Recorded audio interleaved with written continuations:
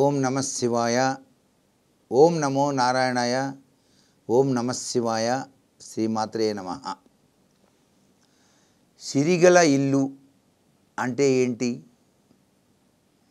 సిరిగల ఇల్లు అంటే చక్కగా వాస్తు ప్రకారంగా గృహ నిర్మాణం చేసిన గృహము అని అర్థం. ఒక గృహం కట్టేటప్పుడు పాటించవలసిన నియమాలు ఉన్నాయి. ఏమిటి ఆ నియమాలు అంటే, ఇంటి యజమాని పేరు ముఖ్యంగా తెలుసుకోవాలి.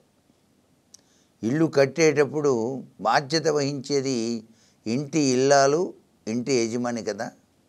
బలాని వారి ఇల్లు ఏదండి అన్నప్పుడు, మనం చూపించాలి అన్నప్పుడు అదిగోనండి అక్కడే ఉందండి బలాని వారి ఇల్లు అంటాం. అట్లాగే ఇంటి యజమాని పేరును బట్టి ఇల్లు కట్టాలి.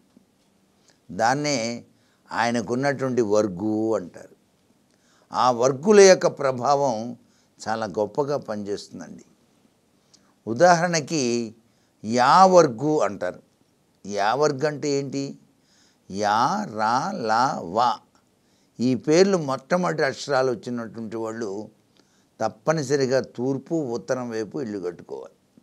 అంటే రాజవీధి ఉత్తరము లేక తూర్పు వైపు ఉంటే చాలా బాగా కలిసి వస్తుంది. ఈయన కట్టిన తర్వాత వీళ్ళ పిల్లల పేర్లు కూడా ఆ పేర్లు వచ్చేటట్టుగా పెట్టుకోవడం చాలా మంచిది. కొంతమందికి వెంకటేశ్వరరావు అనే పేరు ఉంటుంది, అలాగే వెంకట అనే పేరు ఉంటుంది. ఎందుకని ఇంట్లో అందరూ వి వి వి వి వి పెట్టారంటే, వాళ్ళ తాత కట్టిన ఇల్లు తూర్పు ఉత్తరం వైపు ఉండటం వల్ల. అంటే ఏంటనమాట, తరతరాలుగా ఇల్లు కలిసి రావాలి అని చెప్పేసి కట్టుకున్నారు. అర్థం కాల ఇక్కడ పాయింట్ అది. అంటే ఏంటనమాట, దేవుడి పేరు ముందు పెట్టి తర్వాత నక్షత్రం పేరు పెడతామండి అంటారు చాలామంది. ఇక్కడ వెంకటేశ్వర స్వామి వారి పేరు అది వెంకట అనేది. ఆ వా వరకు ఉందిగా, యా, రా, లా, వా. కాబట్టి ఉత్తరం తూర్పు ఈ ఇంటి యజమానికి పనికొస్తుంది. ఈయన ఇల్లు కట్టుకున్నాడు, వాళ్ళ పిల్లలకు కూడా కలిసి వస్తుంది. వాళ్ళ మనవడి పేరు కూడా అదే పెడతారు, ఆ మనవడి పేరు కూడా అదే పెడతారు.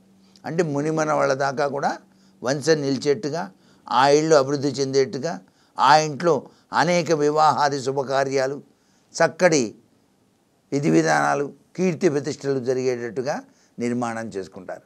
దీన్ని సిరివాస్తు అంటారు అనమాట.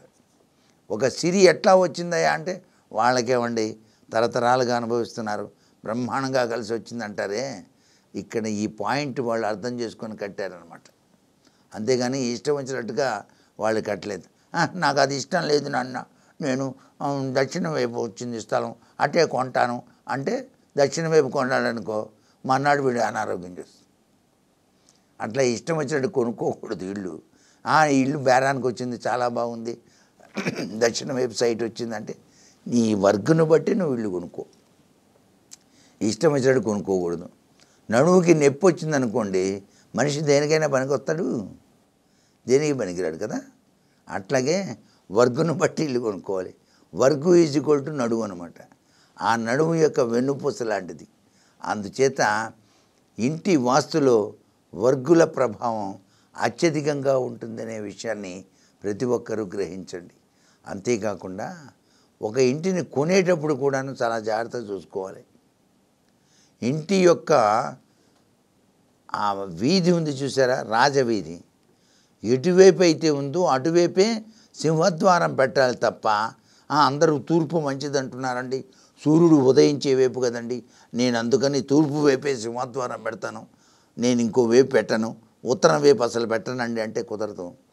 నీ రోడ్డు ఉత్తరం వైపు ఉన్నప్పుడు సింహద్వారం ఉత్తరం వైపు పెడతావా, తూర్పు వైపు పెడతావా? ఉత్తరం వైపే పెట్టాలి. రోడ్డు ఎటువైపు అయితే ఉంటుందో అటువైపే పెట్టాలి. ఎందుకని? యజమాని నిద్ర నుంచి లేవగానే తప్పనిసరిగా ఆ రాజవీధిని చూడాలి. ఇంటి ముందు నుంచుంటాడు, ఇట్లా నుంచంగానే బలాని వారిల్లండి, అదిగోనండి ఆయన నుంచున్నాడే అదే ఆయన ఇల్లు అంటారనమాట. అంటే ఆ రాజ టీవీ అనేది ఆ రాజవీధిని బట్టి ఉంటుంది. అంతేగాని నువ్వు రాజవీధి ఒకవైపు సింహద్వారం ఒకవైపు పెడితే చూసేవాడు కూడా ఎవడు ఉండడు. ఆ బజార్లో పోయేవాడు ఏం పని చూడరు అనమాట, పలకరిచ్చేవాళ్ళు కూడా ఉండరు. ఇది చాలా అనర్థం అండి. చాలామంది తెలుసుకోక అన్నీ తూర్పు వైపే పెట్టేస్తుంటారు.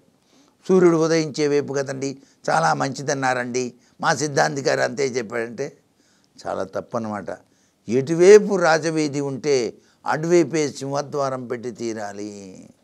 అంటే ఎటువైపు వీపు ఉందో ఆ వీపు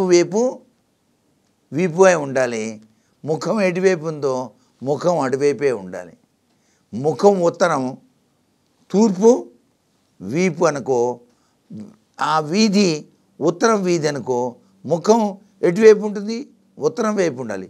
కాదు నేను తూర్పు వైపు పెడతానంటే వెనక్కిపోయినట్టే కదా.